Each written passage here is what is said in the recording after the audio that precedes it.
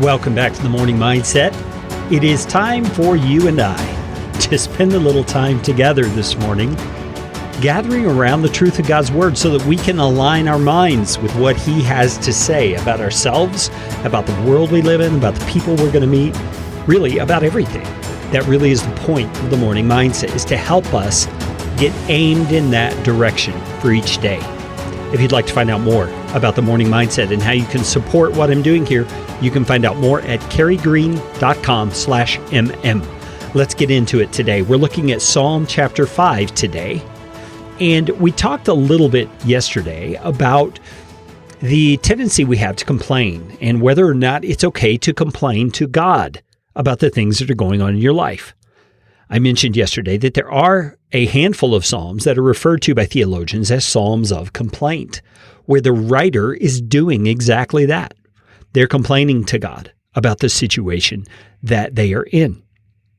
Psalm 5 begins kind of that way. It's not really so much complaining as kind of beseeching God or calling out to God for help in a situation. This one is only about 10 verses long, so I'm going to read the whole thing. Actually, it's 12 verses. I'm going to read the whole thing and then go back and comment. It says, "Give ear to my words, O Lord. Consider my groaning. Give attention to the sound of my cry, my King and my God. For to you do I pray. O Lord, in the morning you hear my voice. In the morning I prepare a sacrifice for you and watch. For you are not a God who delights in wickedness. Evil may not dwell with you. The boastful shall not stand before your eyes. You hate all evildoers. You destroy those who speak lies. The Lord abhors the bloodthirsty and deceitful man. But I, through the abundance of your steadfast love, will enter your house. I will bow down toward your holy temple in the fear of you. Lead me, O Lord, in your righteousness because of my enemies. Make your way straight before me. For there is no truth in their mouth. Their inmost self is destruction. Their throat is an open grave. They flatter with their tongue. Make them bear their guilt, O God. Let them fall by their own counsels. Because of the abundance of their transgressions, cast them out, for they have rebelled against you. But let all who take refuge in you rejoice. Let them ever sing for joy and spread your protection over them, that those who love your name may exult in you. For you bless the righteous, O Lord. You cover him with favor as with a shield." Now, one thing I love about this particular psalm is that though David has many requests, he has a very serious circumstance with enemies, literal enemies coming against him. He is quick to remind himself who his God is. Did you notice that? He says, "You hear my voice." He reminds himself God is listening. He reminds himself God does not delight in wickedness, and the boastful will not stand before him.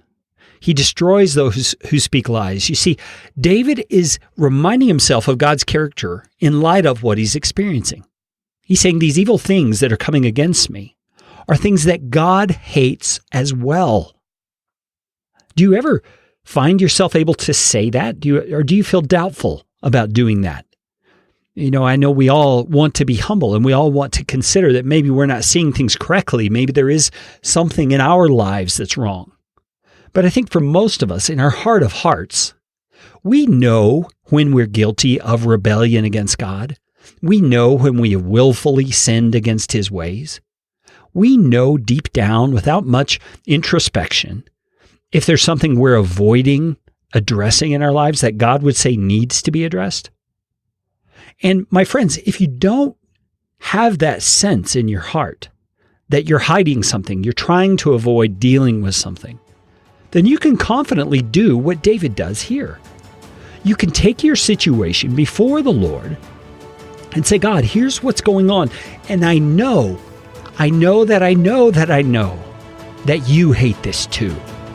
And you can bring yourself to a place of confidence that God is going to act on your behalf.